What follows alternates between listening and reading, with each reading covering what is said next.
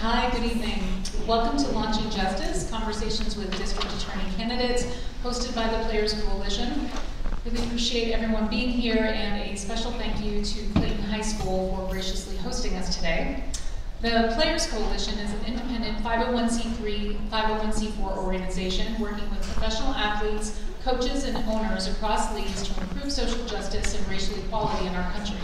Their work is focused on three key pillars: police and community relations, criminal justice reform, and education and economic advancement. The Players Coalition is solution-oriented, and members invest significant time and resources to educate themselves on various issues impacting their communities to identify where their influence can have the greatest impact. Regrettably, Chris Long, a leader in the Players Coalition and a member of the Philadelphia Eagles, flight was canceled earlier today, and his second flight as well. So unfortunately, he's not going to be joining us this evening. Tonight's forum will be moderated by Judge Michael Wolf. Michael A. Wolf is an attorney, former Missouri Supreme Court judge, and Chief Justice and Professor and Dean Emeritus of St. University Law School. His current practice involves select matters related to litigation, governmental affairs, and public interest law. Wolf served for 13 years on the Supreme Court of Missouri, from 1998 to 2011, including 2 years as Chief Justice from 2005 to 2007. He returned to the faculty of St. Louis University in 2011 and became Dean of the Law School in 2013, serving until 2014. Please welcome our moderator.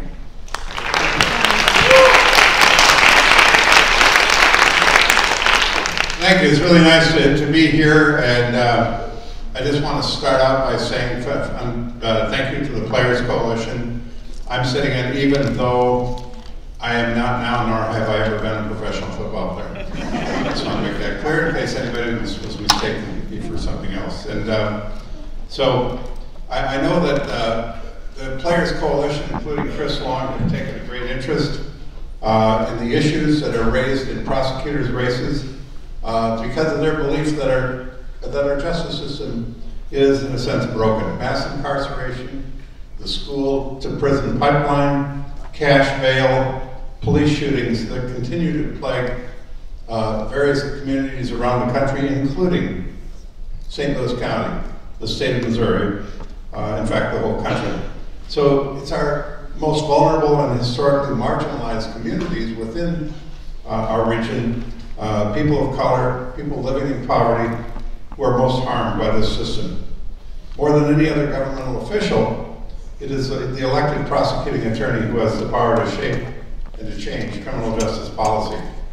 Because every day the prosecuting attorney makes decisions that have enormous impact on the people of this county.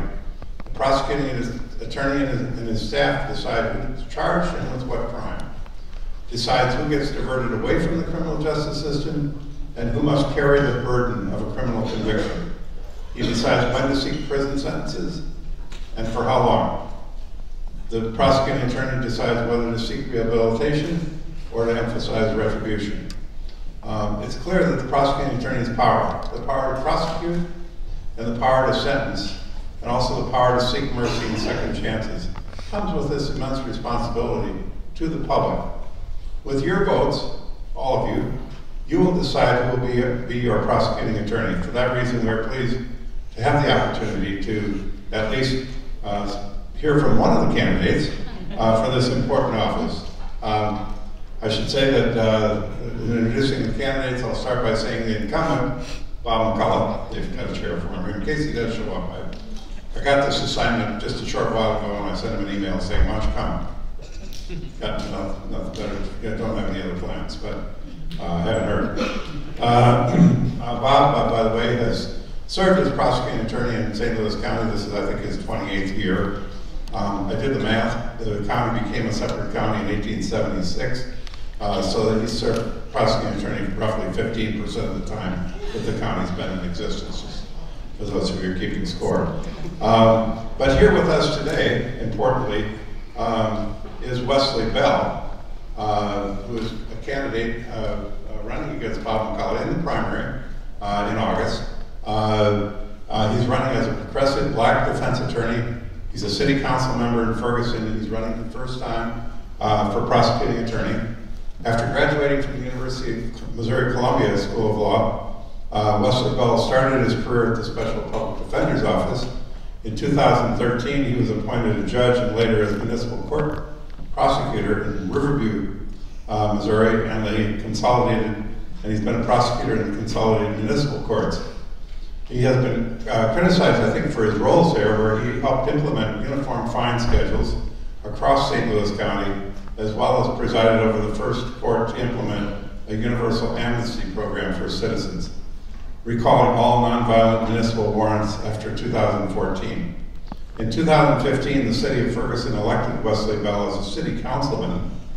He played a key role in part of the negotiation team for the city of Ferguson with the Department of Justice. He helped to negotiate and pass the Ferguson Consent Decree, which has brought the most comprehensive community policing and court reforms in the region to the city of Ferguson. Wesley lives in Ferguson. He's an alumnus of Hazelwood High School East and Lindenwood University. So that is my introduction of Wesley Bell, and he is going to start us off. You're the only candidate here today, so we're going to have you do an opening statement of a couple minutes just to introduce yourself to this fine audience, and then the Players Coalition has provided me with a list of penetrating questions. I'm not sure they're penetrating, but you know, we'll get to them. I think we'll have a robust discussion here, but also in the audience, you'll see there's little 3x5 cards that are there, and if you have questions as this discussion continues, please write your question down and give it to somebody who will be available to pick up the question. We'll take those up towards the end of the presentation. So, your opening statement. First, thank you for being here. Thank you to the Players Coalition for hosting this. Thank you for being our super sub. Chris Long actually sent me a tweet apologizing for not being here, and that was really cool to me. So that was kind of exciting. I got notes I'm going to set up here. Hopefully Bob doesn't mind. So yeah, my name is Wesley Bell. I do serve as a Ferguson City Councilman in Ward 3. And I did serve on the negotiating committee to not only help write but also pass the consent decree and bringing community policing to St. Louis County, as well as court reforms, and not just in Ferguson, but working to bring these types of reforms throughout the region. And so we know that there's more to do, but when we look from whence we came, I think you can see tangible strides in the right direction. But again, I want to emphasize we got more to do. Also, I've started my career as a public defender. Through undergrad, I interned in the public defender's office and the special public defender's office once I graduated. So I got a chance to work in not only the city but the county and some of the rural areas. And working with this prosecutor's office, you know, people say, well, you didn't work in that particular office, and to be quite frank, that was a choice that I made because I couldn't work in that office. With the things that I saw that we're doing, that we're going to talk about during this event, during this debate, the things that were going on in that office, I would have been fired because I would not have stood by them. Is that my phone? No. Okay, thank you. So I said, Xavier has me mic'd up with his phone, and I'm like, you didn't turn your phone on. But yeah, so they're working with this prosecutor's office, but then working in just about every capacity in the criminal justice system. What I've seen is that the system is broken. There's a strong need for reform, and just like a lot of people in this room, August 2014 was an awakening moment for a lot of us. As a younger attorney at that time, I knew that there were problems in many of our courts, but I didn't know the scope of them. And so I'm proud to be one of the people, along with many people in this room, that once we were made aware of these problems, many of us stepped up to the plate, and we're continuing to do that because this is something that we'll continue to need to work toward. Thank you.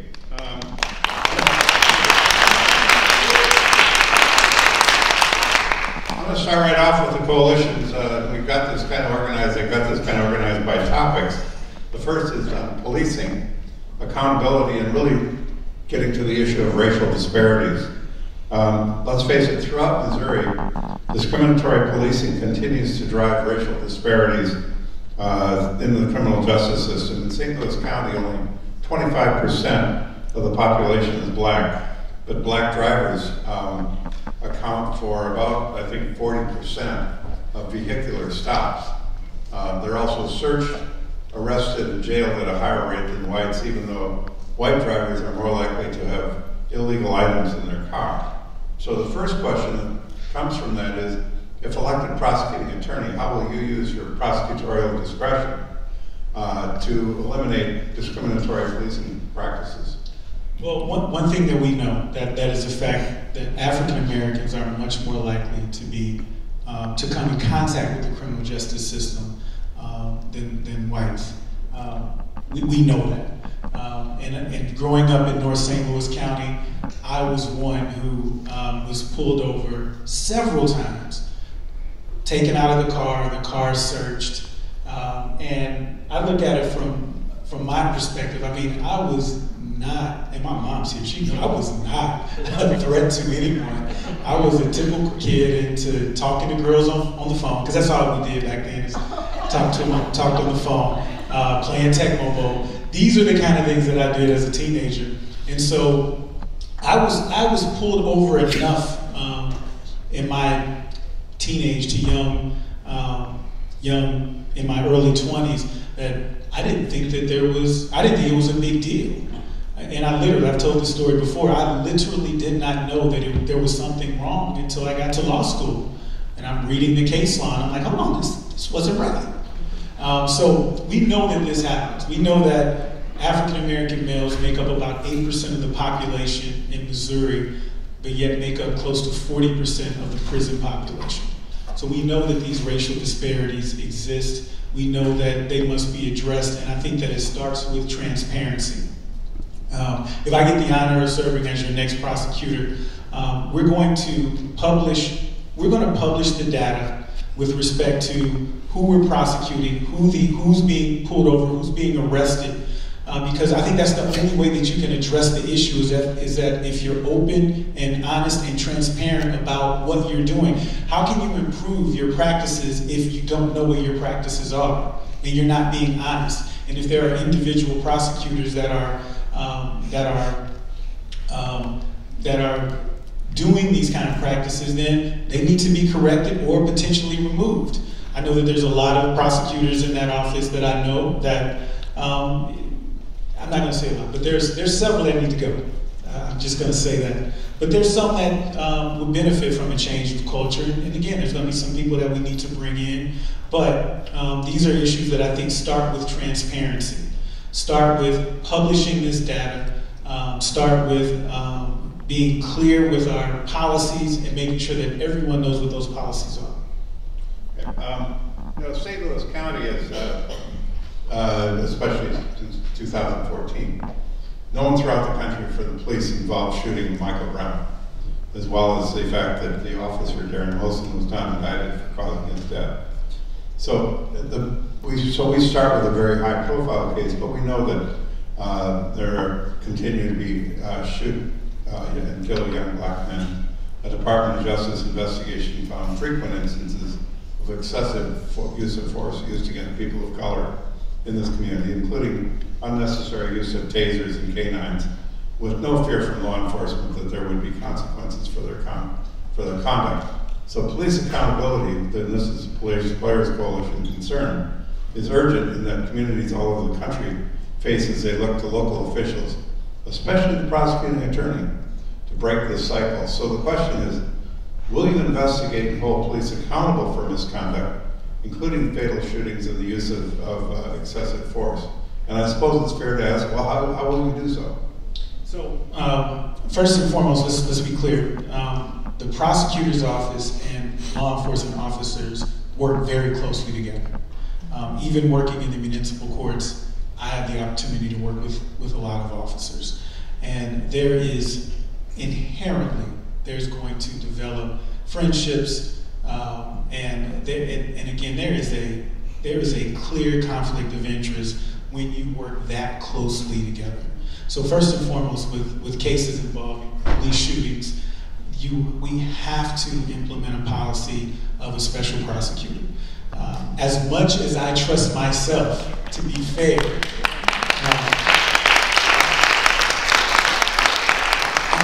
I want to be clear on this point, as much as I trust myself to be fair, it's not just about me.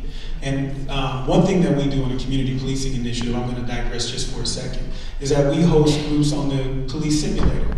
And that's so that people can come in free of charge, interact with officers, ask tough questions, and start building some of those, bridging some of those divides.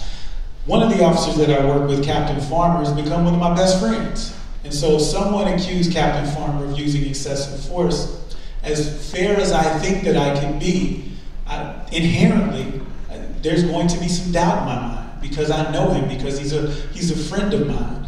And so we have to implement policies that actually work, that hold people accountable, just like everyone in this room is held accountable for their actions, even our officers who have the toughest job in the world. And we want to give them all the support that they need, but they still need to be held accountable if they violate the law. And so in addition to a policy of having a special prosecutor, what I think is most important, and I'm going back to the theme of the day of transparency, is that we are going to have a policy that is published and made public so you can read from the script if there's ever an accusation of police shooting or police excessive force. You will know exactly what our office will be doing. You'll be able to see it, and we'll follow that. Because without transparency, you can't have trust. I'll follow up with a question about, because the prosecuting attorney is elected, which means you have to get campaign support, campaign donations. Will you accept that from police organizations? And by the way, you're not in any danger of getting them now. But yeah, that's not happening. Now, that's the question I was not prepared for. Because the support that I get is, hey, we're with you, but we can't be public. We can't go public. That's what I get. That's the answer I get from a lot of officers. So there's a lot of officers that are supporting our campaign. But I would imagine you mean running for re-election. Yeah, that's what I'm talking about. Yeah. That's a good question. I think that. Man, I'd have to think that one through. It would be, I don't see why that would change the policy, but man, I guess I'd have to think about that one. I really would. You caught me with that one. They caught you. Okay, no, good question. I'd like to. It is a good question. I mean, the question sometimes comes up when someone gets elected to office. It's sort of like the scene in the New Testament of Jesus and the temptation, showing you all the wonderful things, right? And will you succumb to that temptation? That's really the kind of question that this is. So we can move to another. It isn't the broader question about campaign finance reform. Yeah, and that's something else. Yeah. I think money is at the root of all evil when it comes to our government, our politics, and so that's something that I would advocate for. And yeah, I would definitely I'd have to consider that one. It's also, we live in a country, and I think we might even be the only country in the world that's crazy enough to elect prosecutors. I won't take exception to that. You won't touch that. Okay, so I'm not the candidate. I'm going to let him.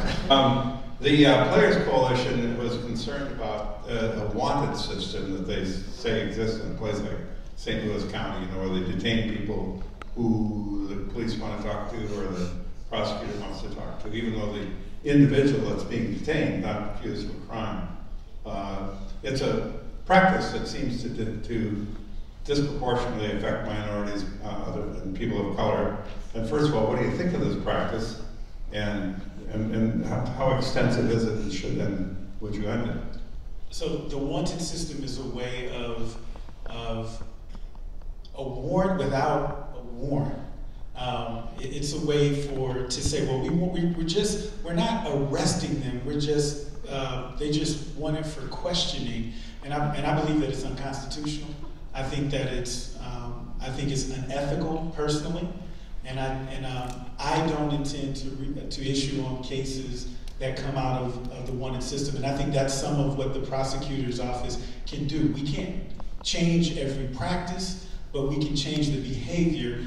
If officers know that if you are using the wanted system, we're not going to issue on those cases. And as a former public defender, I've been frustrated with the wanted system throughout my legal career. All right, our next set of questions deal with the very critical notion of equal access to justice. And it's often the times that justice is too often denied to people who are without wealth, which of course has the biggest impact on communities of color, making worse the already stark racial disparities in the criminal justice system.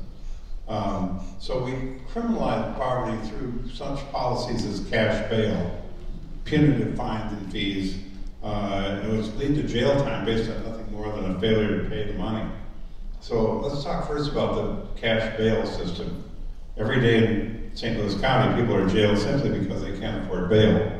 And poor people get locked up while people who have access to money remain free pending trial. So these are people who are merely accused of a crime, they haven't been convicted.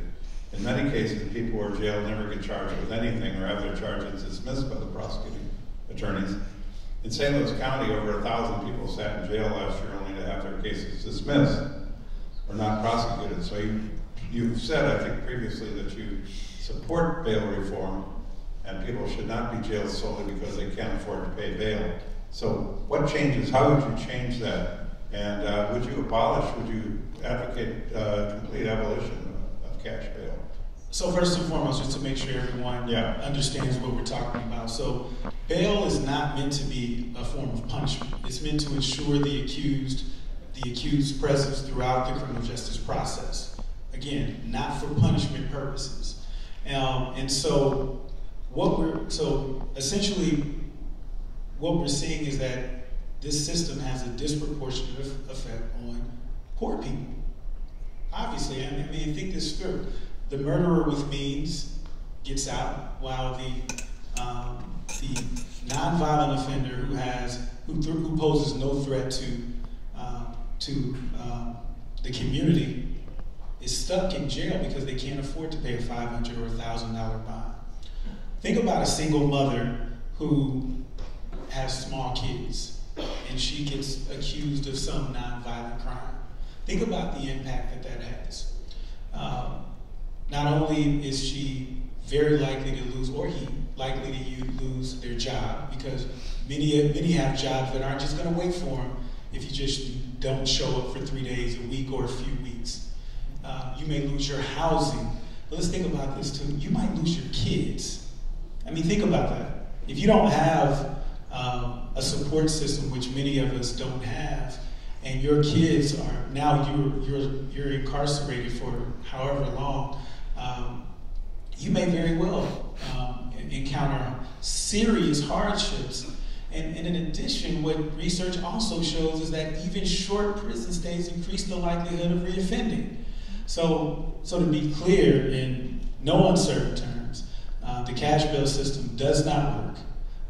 My office will not, we will not oppose bond reductions for nonviolent offenders. We will work and we will advocate too in the cash bail system. As you know, the judge makes the final decision, but the prosecutor's office has a lot of weight in that decision. And so our office will have a policy of more of a risk-based, our office will have more of a risk-based policy, I should say.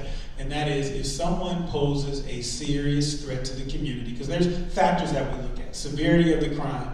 We look at, are they a threat to the community? We also look at other factors, but also risk of flight. And so what we're going to do is, if someone poses a threat to the community or they're at risk of flight, then our position will be that they should not be released, if they're a violent offender. But if they're a non-violent offender, and we see this far too often, people where the prosecutor's office knows that they're going to offer probation, and they're still asking for a cash bond. So our office, if we know that someone is looking at probation and that the recommendation is likely to be probation, we will not ask for a cash bond. And again, with violent offenders, that's different. If someone is accused of a murder, or sexual assault, or things of that nature, our position is that they should not be released. And I don't want it depending on the amount of money they have or don't have. Just to follow up on that, there's in some jurisdictions around the country, like Philadelphia, the prosecutor's office has a list of offenses for which they will not ask for bail. You have a thought about that?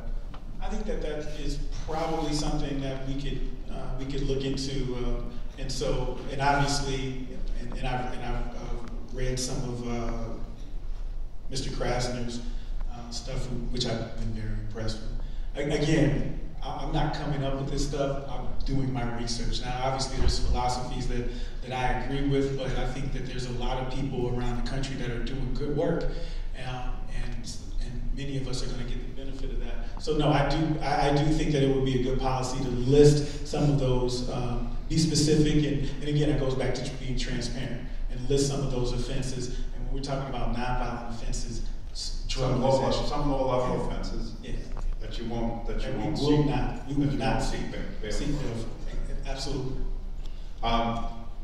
Just like bail, fines and fees disproportionately impact people in poverty. Unpaid fines and fees, as we've seen in this community in the municipal system, even for something as minor as a traffic ticket, can lead to suspended driver's licenses and to jail time. So I think this problem is worse in St. Louis County. Much of it doesn't come to the prosecuting attorney's office. A lot of that is municipal. But it does breed a distrust of police within the communities in this county. So there are these kind of harsh consequences. And so I guess the question for a prosecuting attorney candidate is, will you commit to not seeking a fine or a fee as part of a sentencing recommendation in the cases that you do handle? Yeah, and first and foremost, we are not going to criminalize poverty. Let me just put that out there. And I want to draw a distinction. I want to draw a distinction between fines and restitution. Restitution is about making a victim whole. If your window is busted, replacing that window would be restitution. But when we're talking about fines, fines are punitive in nature. That money goes to the government. And yeah, I do believe that we need to look at, let me just be clear. As an office, we will not seek fines. We will not seek fines.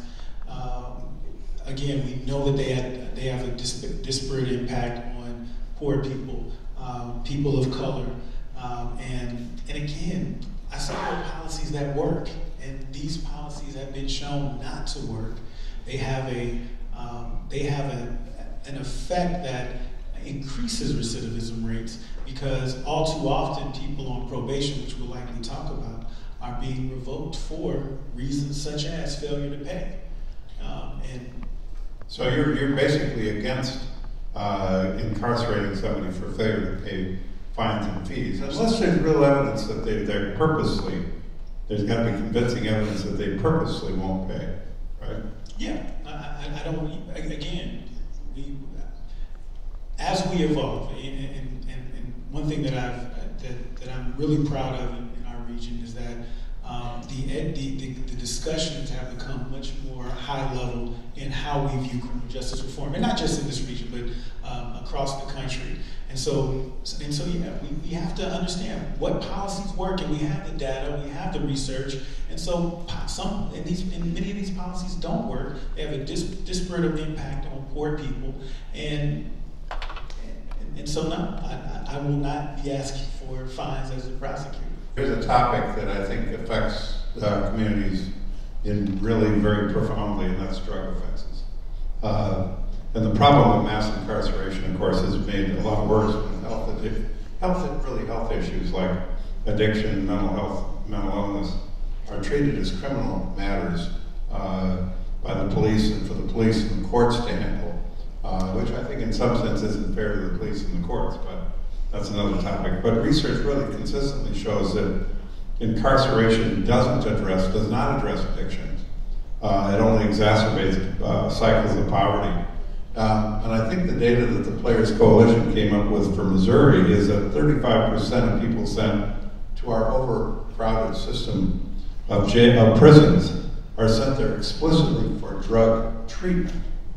So this aggressive prosecution of drug possession laws has really failed to increase public safety, and enforcement of drug laws disproportionately impacts people of color. Now, that's the Players Coalition. I think their data are pretty sound on that. With respect to marijuana, we've recently kind of come to decriminalizing small quantities, but in 2016 there were 2,000 people charged and jailed for possessing marijuana or other drugs or paraphernalia, rather than being diverted away from the criminal justice system into opportunities for treatment.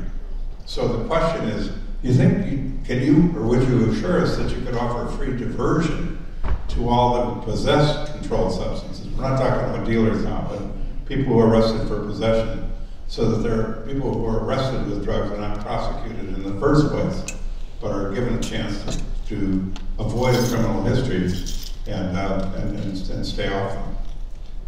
First, I'd like to ask, who in here has either a family or friend or known someone touched by the opioid crisis or heroin? We have to stop treating, we have to stop treating addiction as a criminal matter and start addressing it as the public health epidemic that it is. And so, and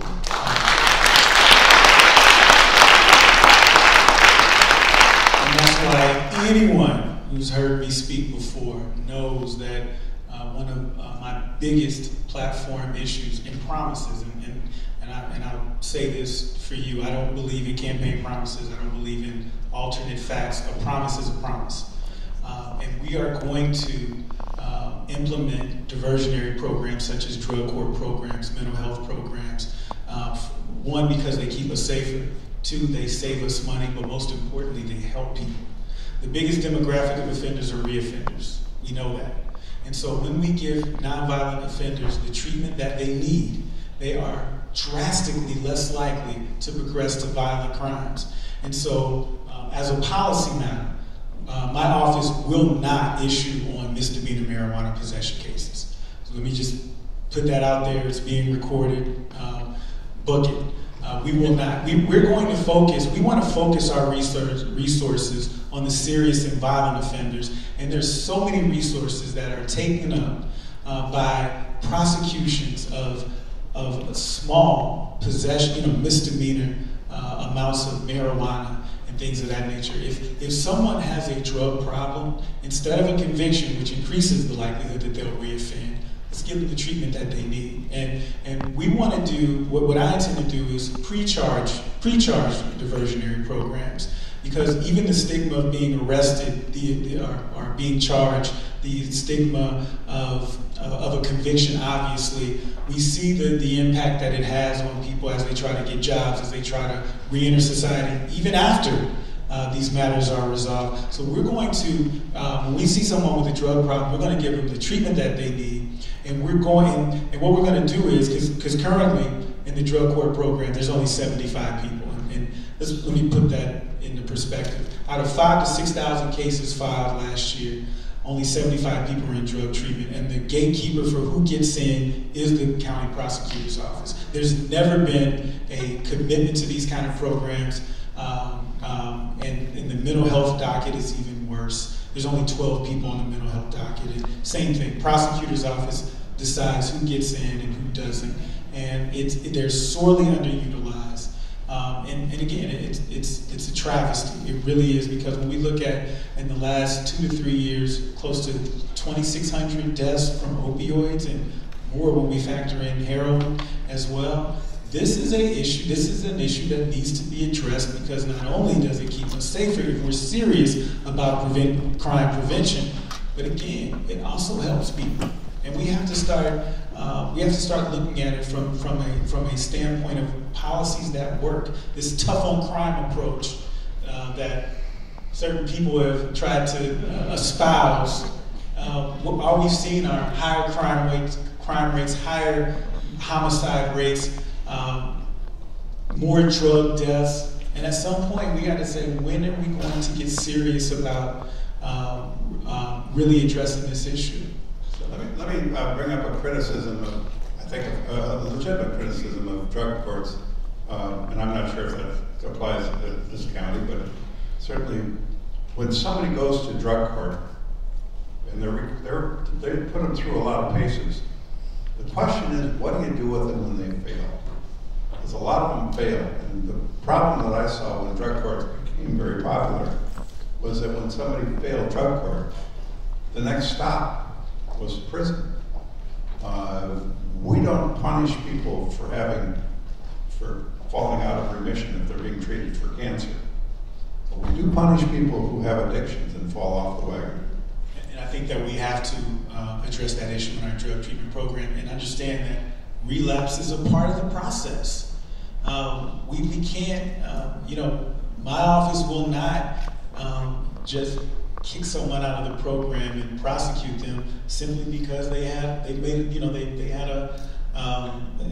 encountered a relapse, as we know happens in drug treatment. Also, we see in the prosecutor's office now, the drug treatment program, which is sorely utilized, costs about $1,500. And that cost, there are a few grants, but by and large, that cost has to be paid for by the participant. And we know people with drug issues sometimes have money issues, right? We know that happens. And not paying is grounds for being removed from the program. And so, no, we have to include potential relapse in our drug treatment programs. We have to endeavor to make them free of charge, particularly for economically challenged and people in poor communities. Because again, this makes us safer, it saves us money, because it costs about $30,000 a year to incarcerate a human being. You save $10,000 to $15,000 per individual when you use these kind of programs. But again, it helps people, it helps families. That's how you build communities. So.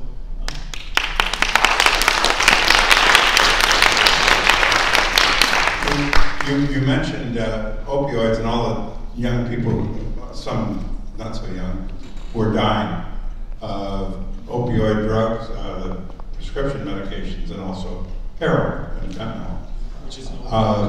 So one of the specific questions is, would you have an office-wide policy, which is called a Good Samaritan policy, so that if a person who's with a person who's taking heroin, who starts to overdose, calls the police, the question is, does that person get in trouble when she calls the police and says, hey, there's somebody here who's overdosing? No. I mean, again, another recurring theme, I support policies that work. That policy does not work. We want to encourage people to report overdoses. We don't want them to live in fear of being prosecuted. So that's one I can answer very succinctly. Let me go to the next step.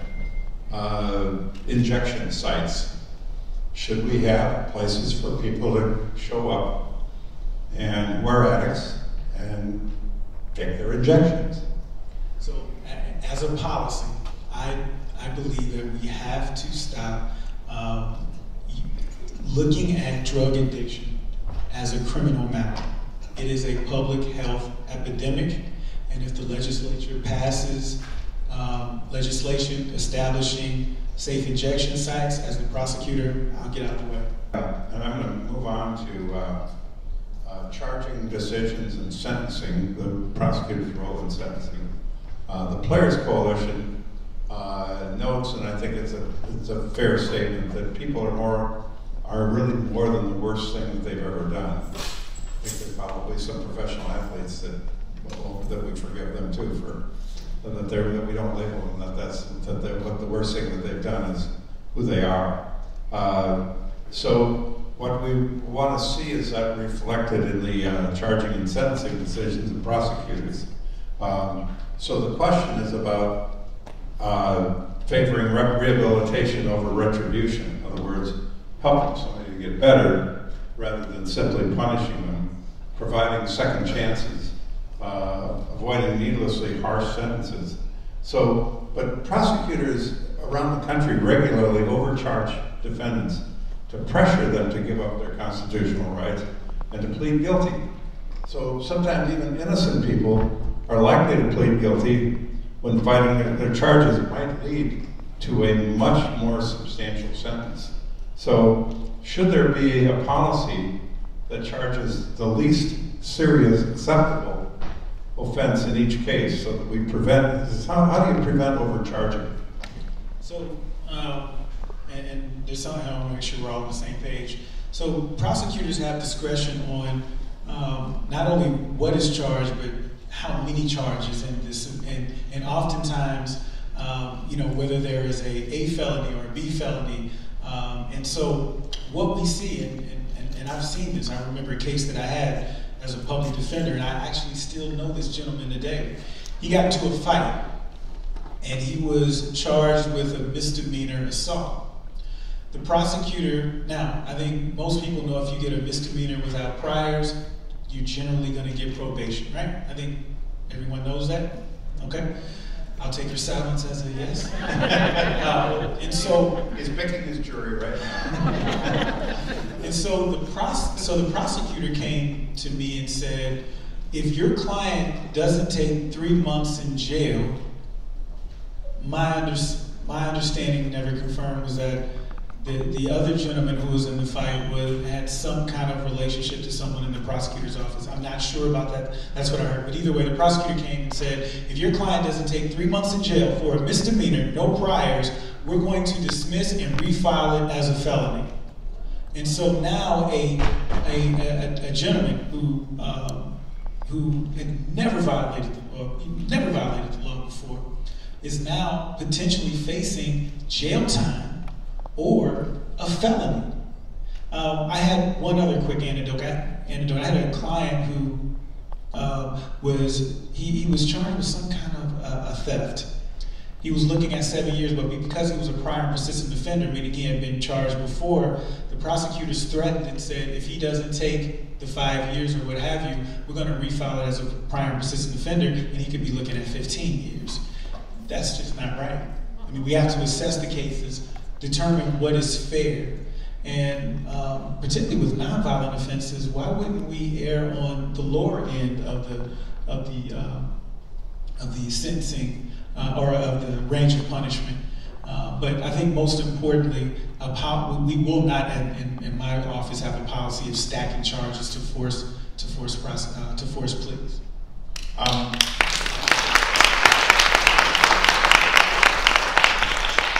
How about the situation where you ask for a more harsh penalty if the guy decides to go to trial and gets convicted? So it's a trial tax. You know, you want to go to trial? Fine, go to trial. But if you get convicted, you're going to get a more harsh penalty. Or as one of the federal judges from long ago used to say, if you plead guilty, you'll get mercy. If you go to trial and are found guilty, you'll get justice. First, before I've been practicing for 17 years. So those two. It's not a joke. I've been practicing for 17 years, so those two anecdotes, you can do the math and determine who the prosecutor was at that time. I don't think that someone should be punished for exercising their constitutional rights.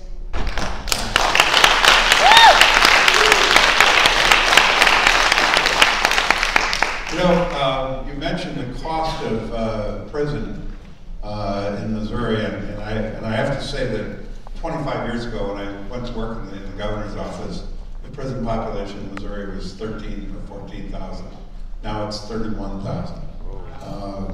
And I heard recently the director of the Department of Corrections, who I think is doing a wonderful job of analyzing what's going on, say that we have a choice right now. We can either keep going, doing what we're doing, and build a couple more prisons, or we can start reforming what it is. And particularly acutely true in the female population. We are number one, right? How do you do that? How do you address that? I think we have to, again, all of the things that we talked about are not the panacea or the cure-all, but they all address ending mass incarceration. When we refuse to issue on cases that stem just from a marijuana possession, those are ways to help with racial profiling. But they also help us address this issue of mass incarceration. Diversionary programs. When we start saying that, hey, instead of incarceration, we're going to give treatment, and in my treatment programs as the prosecutor, we're also going to embed job readiness programs. These are ways that we start to address these issues of mass incarceration. Again, you know, we are the highest state with respect to females being incarcerated, and I think we're 8th in the country just in general. So we have some issues, and some real issues in this state that need to be addressed, but across the country. And so I think that all the things that we talked about, I don't know if we're going to talk about probation, but even the way that we look at probation and how we revoke people and how long we have people on probation, these are all ways that we can start addressing mass incarceration. Because again, when we talk about diversionary programs, it's a whole lot cheaper to offer these programs than to build more. So do you think the prosecutors ought to tell the court, well, here's what it's going to cost for this as opposed to this sentence? When I was on the Missouri Sentencing Advisory Commission, we did that some years ago. We put it into the report that's done, the sentencing assessment report. I'm not sure if it's still in there. The prosecutors were absolutely livid about it. But to say, if you've got a 5-year prison sentence, it's going to cost you $107,000, right? So, but if a probation sentence, it's going to be a couple $1,000s a year or whatever. So, you think we ought to tell them that? And should you, as a prosecutor, take that into account? Let me say this. I had the criminal justice department at St. Louis Community College. So I've been teaching at the community college for about 8 years now. One thing that I learned is that you put everything on that syllabus, because when a student has a complaint and you can say, hey, here's the syllabus, you saw it, that alleviates a lot of problems.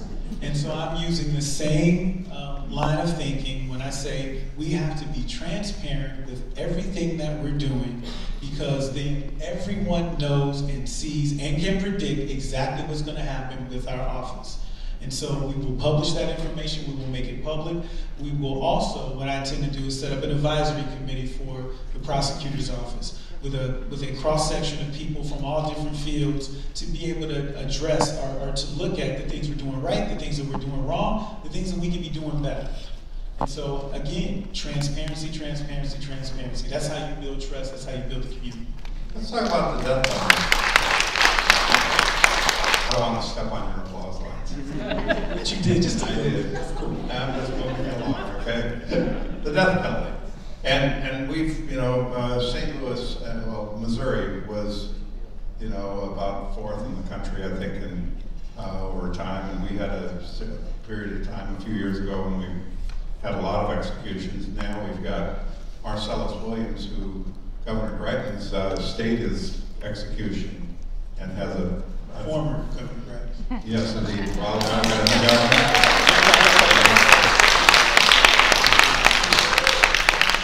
I'm not sure the former sheriff of Polk County, Missouri is going to be quite as free with those computations as our dearly departed Rhodes Scholar, but whatever, you got to take the good with that. So the question is, what policies would your office have with respect to seeking the death penalty? Would you just not seek it? So, 2 things we know about the death penalty. The people who get sentenced to the death penalty are overwhelmingly African American and poor. We know that too many people have been exonerated after wrongful convictions. We know that it costs too much to taxpayer dollars. We know that it isn't the deterrent effect that it was made to be. And so, again, I support policies that work, and my office will not seek the death penalty.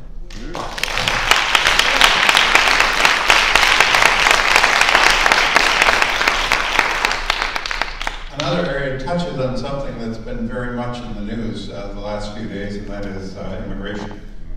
And a plea of guilt or a conviction has profound implications for people who are not citizens of the United States. And so the question is, would you be agreeable, would you be committed to offering diversion programs for those low and mid-level offenses so they can be dealt with in the criminal justice system without having a requirement that they admit guilt?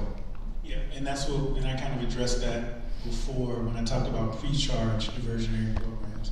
That's another positive byproduct of those kind of programs because people avoid the actual charge, which could cause immigration issues. And we're talking about obviously nonviolent offenders. So in short, yes. And would that also include helping to vacate old convictions, where that now becomes a problem with somebody who is perhaps facing deportation? Yes, and again, we're talking nonviolent offenders. We're not talking about murderers, rapists, and things of that nature. We're talking about nonviolent offenders who, because they weren't aware of their rights, entered into a plea or entered into a diversionary program, like in St. Louis County Drug Court, where you essentially have to admit guilt. And so, yeah, I think that's the just and equitable thing to do. The next topic is juvenile justice. And juvenile justice, we've been around a couple of ways around this in St. Louis County in particular. And the question is how we handle the prosecution of children. The Supreme Court, interestingly enough, in the cases involving the death penalty and life without parole sentences for people who are juveniles when they commit their offenses, recognizes that the brains of young people haven't fully developed, and so that it has been deemed to be cruel and unusual to give them the ultimate penalty. And that does have, that research bears itself out. Those of us who have been young men, and those of us who have raised young men, know the truth of that. Their brains ain't ready. Okay? I'm not sure what age they are ready, but we assume that it's somewhere around 25, just for the sake of argument. Okay? But so the question is, how do you handle? And we've got deep disparities here in the county, racial disparities about how youthful offenders are treated, because we've had the Justice Department here looking at how black children make up only a third of the county's youth population, but they account for 2/3 of the referrals for prosecution from the juvenile system. How do you do that? How do you how do you take bias out of the system? And I suppose, specifically, maybe we look at age. Is there an age, for example, would you commit to like not transferring somebody into the adult system if they're 16 years of age or under? I mean, that's one kind of specific question that the coalition had on their list. It's a fair question. No, absolutely, absolutely. You're talking to an educator, so yeah. So first and foremost, I support raising the age to 18. Currently, if you're charged, if you're 17 years old and you're charged with a crime, you'll be prosecuted in the adult court. You know, and that needs to go up, obviously. In Missouri, you can't enter. In Missouri, you can't enter into a contract until you're 18, but if you commit even a nonviolent crime, you're going to the workhouse if you're in the city, which also needs to be shut down. But that's a different story. And so, to the second part of that is the prosecutor's office doesn't have a whole lot of decision making in the juvenile courts. Obviously, the legal officers, as the prosecutors are called in juvenile court, are not under the purview of the county prosecutor's office. However, the prosecutors do get to make a recommendation in a certification hearing. A certification hearing being when the legal officers want to have a juvenile charged as an adult. And so our office's policy will be that kids should stay in juvenile court where they're getting appropriate treatment. And I assume that may exclude those who are charged with a capital offense or some really serious crime. But most of the other crimes, you keep them in the juvenile system. Is that what you're doing? I think they should stay in the juvenile system. And I had a really good conversation about this particular issue recently. And let's even talk about even serious crimes. A kid, that's 15 or 16 that commits some horrible act. Do you think that's normal for a 16-year-old? No. I don't think so. I think that it goes, if a 15 or a 16-year-old is doing something like that, then there's some mental health issues. And one thing that I would support that other states implement more of our dual jurisdiction laws, where someone, if they are committing a murder or something like that, can still receive the treatment that they might receive, that they would receive in the juvenile court. Another question, I suppose, is the maturity level of young people when they're talking to the cops, the interrogations that take place of a child, somebody who's being questioned without the presence of a parent, guardian, or a lawyer.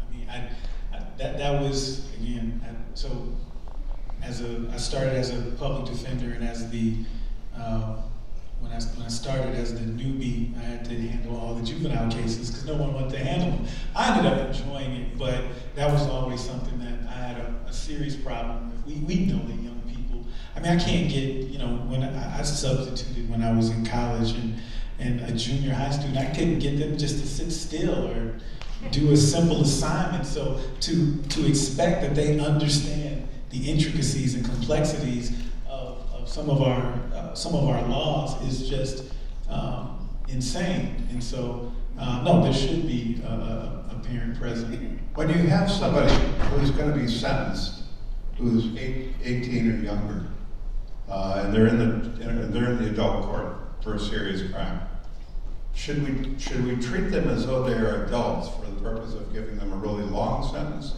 or would you cut that off at a shorter term in terms of your recommendation to the court? I think that when we have young people committing serious crimes like that, we have to give them the treatment that they need. Whether it be drug treatment, mental health treatment, that needs to be the focus. Because again, a 15-year-old that is committing heinous crimes, there's something more than just nefarious intent. And I think that's why when I talk about dual jurisdiction and things of that nature, it's so that we can focus more on the treatment aspect. Let people know what dual jurisdiction is. That's where they're treated both as a child and as an adult. So you have a juvenile who was sent to the adult court, and so now in a dual jurisdiction, if you will, they are able to receive the same services that they would receive in the juvenile court, which is all about rehabilitation. And that's one thing that we have to distinguish between the juvenile court and the adult court. The juvenile court is about rehabilitation. You don't go to jail if you're a juvenile, you get treatment. So even places like DYS, the Division of Youth Services, we're still talking about a place where kids hate going, but they're still going, they're getting their education, they are getting any treatment that they need, any psychological evaluations. We're preparing them to re-enter society. We're giving them the tools in the toolbox they need to be productive citizens. Finally, we've got a few more questions, and then I want to have you. I know somebody's been collecting questions. You can bring them out. But we're getting to you talked about transparency in the office, and I can get specific about a couple of things. One is, if there's an assistant prosecuting attorney who's withholding evidence that's favorable to the defense, and sometimes that's shown, that's a violation of the Constitution.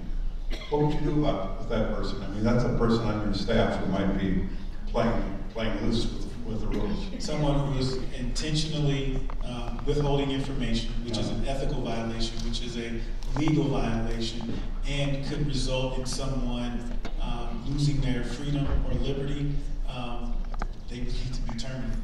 Mm-hmm. I think that's a commitment. And when you read, and I've read a lot of the innocence cases where people have been found innocent, an awful lot of time. It's exactly that, withholding evidence that might show that the person's not guilty.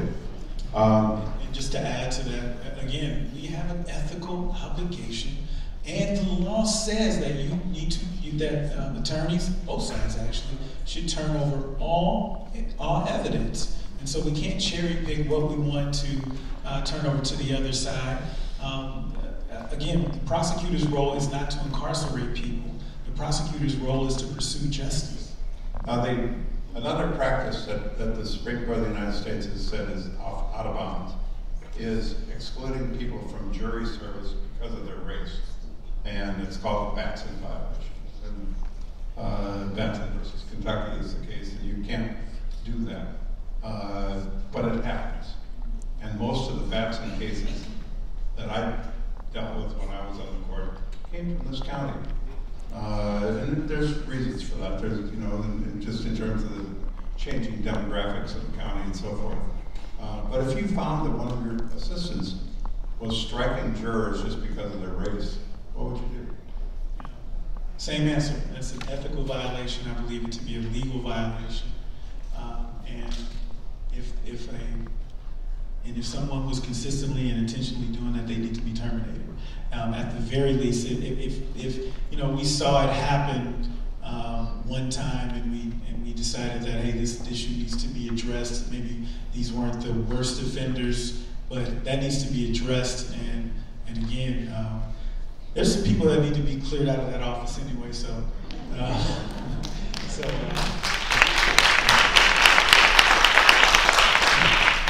One more question, the Players Coalition questions, and then I'm going to just take these just right off as I got them.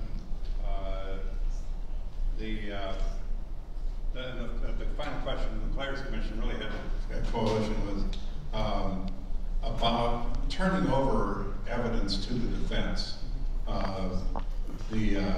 When I was first out of law school, I worked in a federal court where the judge simply said to the prosecutor, open your file. We don't need emotions. So the question is, would you open the files and let the defense look and see what you got? Yes.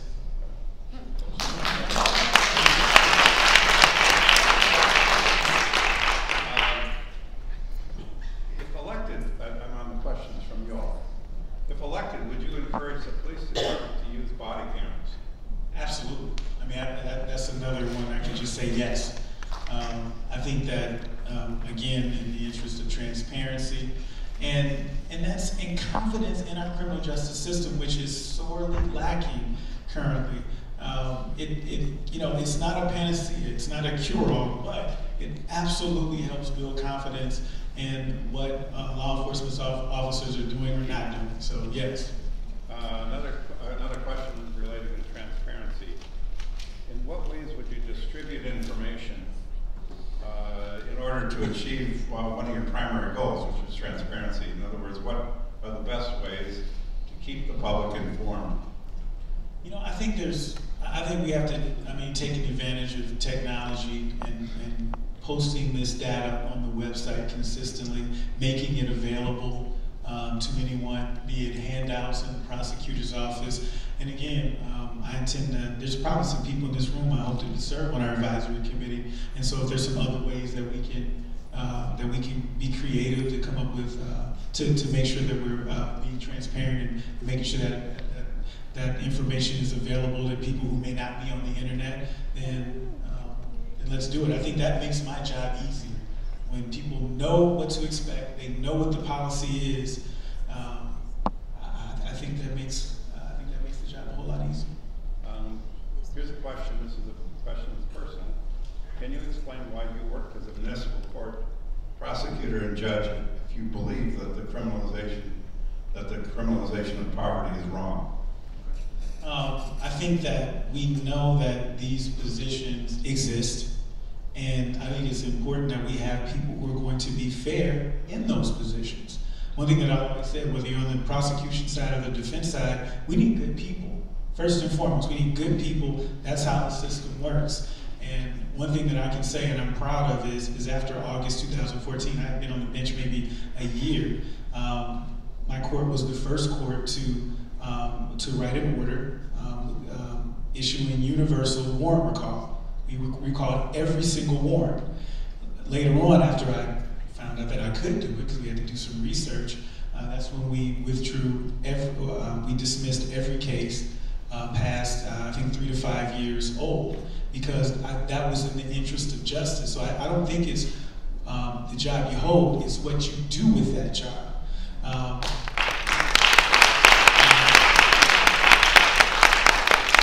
Helping to bring about uniform fine structure across St. Louis County, because many of us know that you go on one street in St. Louis County and you get a ticket, it's $100. Go down 2 more blocks and now the same infraction is $200. And so those are some of the things that needed to be addressed. And one elephant in the room that I think many of us know, but many of us don't, is that the culture of the municipal courts pre-2000, I'm going to say 2015, when we really started seeing these reforms implemented, which I'm very proud. Many of these we were implementing before it was a thing, before August of 2014. But many of these reforms, when we talk about municipal court reform, when we talk about even some of these reforms that need to be extended to the circuit level, because any highway patrol cases are handled in St. Louis County courts, and a lot of these reforms don't apply to St. Louis County. And I think that if they are the fair thing to do with the municipal courts, then it should be the same policy in the circuit. This is somewhat related. What were your reactions? And by the way, in the municipal court system, I was arrested for speeding in one of those bells. Actually arrested? Yeah, I mean, they gave me a ticket and they took away my driver's license and made me show up. So I came in and I tried my case, which puzzled the judge. She didn't know what I was doing. This was in 1981, and she took the case under advisement, but I asked for my license back so I could wait for the decision without having a license on it. That was in 1981. I'm still waiting for the decision, by the way. It's not terribly well organized. It was weird for them to have a trial. It wasn't much of a trial. I was happy that the loss or won, but I just wanted to so here the question is, so what were your reactions to those who participated, your resident in Ferguson, in the violent unrest in Ferguson, and how do you believe civil disobedience should be prosecuted or not? I mean, that's really, I think, a serious question when you have people demonstrating and then you get some situations that may turn ugly. So first and foremost, we have to distinguish between protesters, peaceful protesters, and those who would commit violence. And the overwhelming majority of activists and protesters were nonviolent. And I do want to add, because a lot of people don't realize this, is that when there were people that were trying to throw bottles and harm people, those were protesters talking them down and telling them that wasn't appropriate. I think this country was built on protests. I think that when we look at me being on this stage today without protests in the 1960s and the civil rights movement, I would not be here, I would not be a viable candidate if not for the sacrifice of many protesters and activists. So I want to not criticize those who would push for rights and push for equal rights and things of that nature. I would rather fight to give them a reason not to protest. How about that?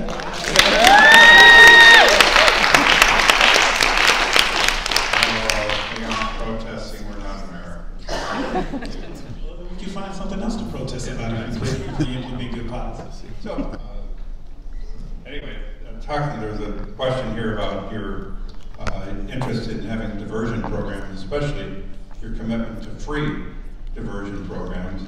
And the question is, what if the county comes to back and says, Mr. Bell, we don't have the money or enough money for this, for these diversion courts or whatever, whatever this fancy stuff is you want to do. Fancy stuff. So, first of all, I want to clarify the question. This is not an interest in diversionary programs. It's a promise to expand diversionary programs. And we have to look in the long range. We have to look long range. These programs save us money. And so, and let's just say we're going to expand these programs, and let's just say we do need more money because we're finding that we're saving lives, then it is incumbent on me as the county prosecutor to use my platform to publicly go to the county council, to publicly go to Jefferson City, to publicly and aggressively pursue federal grants to get the money. And then when I publicly do it, I hope everyone in this room has my back, and they're at that meeting, at those county council meetings, saying, hey, these are things that we need to do, because they may cost money. And again, they'll save us money long term, but most importantly, they save lives. Let me with the final question. Relates right to that. It's actually a question that says that some prosecutors, and it mentioned one in Texas, have made a strong move to restorative justice and have had failures in tracking success as to recidivism within some of those programs. So in terms of these programs that you put in place, how do you plan to evaluate them as you introduce them? And how will you communicate and redress those that aren't working? Because I think that's part of what, you know, when you're setting up a program, a diversion program of some kind, what are we doing? You know? So I think we, again, I think we have to leave room to evolve. The practices that we implement day one in January of 2019, we're going to learn about programs and practices that are even better down the road, and we have to leave space for that. So one, I think it starts with the transparency piece. We have to publish that data. We have to analyze that data. And programs that don't work. And end programs that don't work, absolutely. Again, I support policies that work and those that don't need to end, no question. And so we have to be open to that. I think the antiquated notion of a prosecutor is, oh, conviction rates, send people to jail, stick out my chest.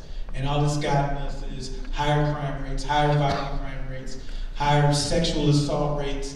And we're not talking about just about a few percentages.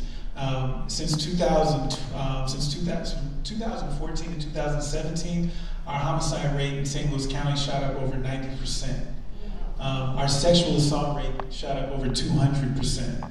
And that's under the antiquated notion of quote unquote tough on crime. So I'm going to suggest that we be smart on crime. Hey.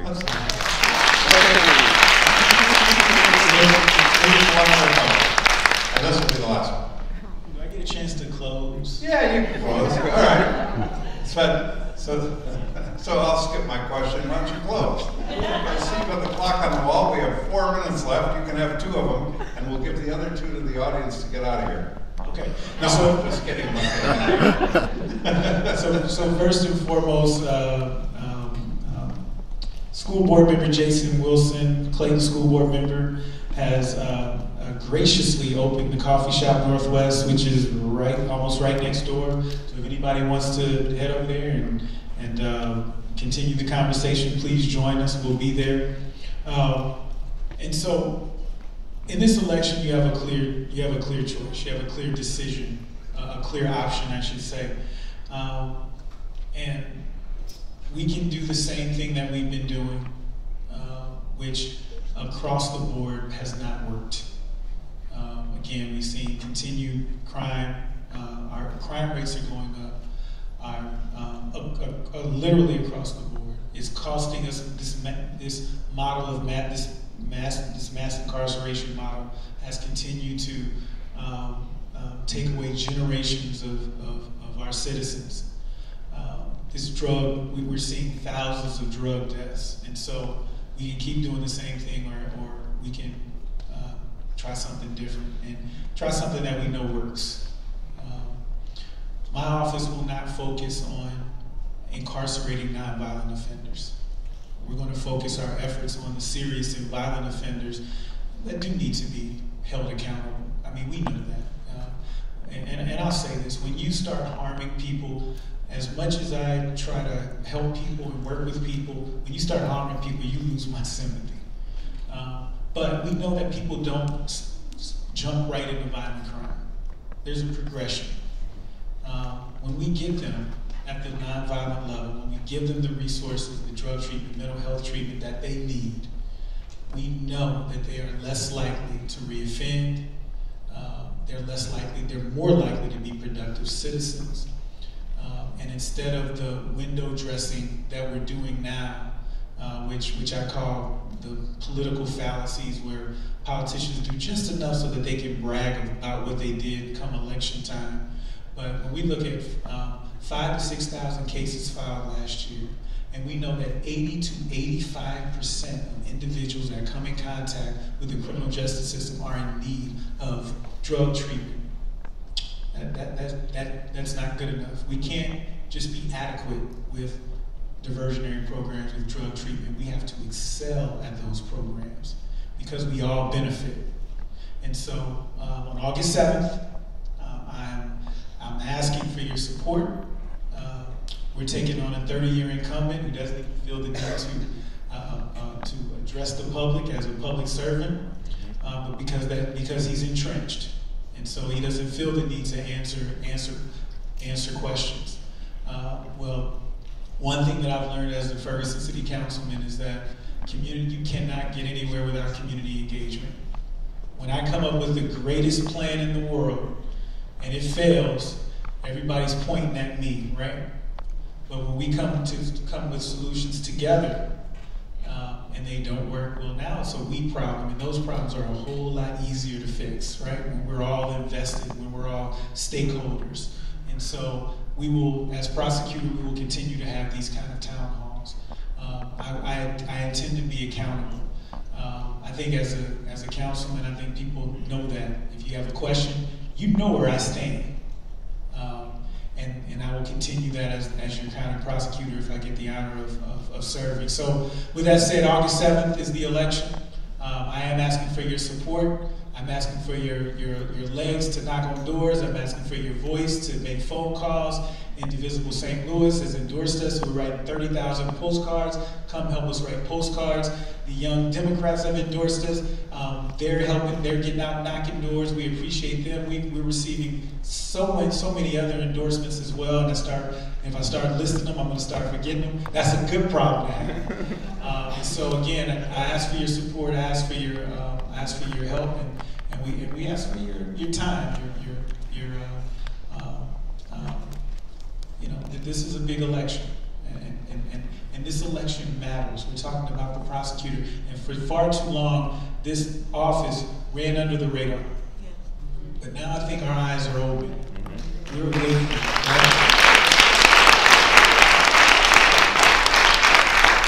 We're expecting more. We're demanding more.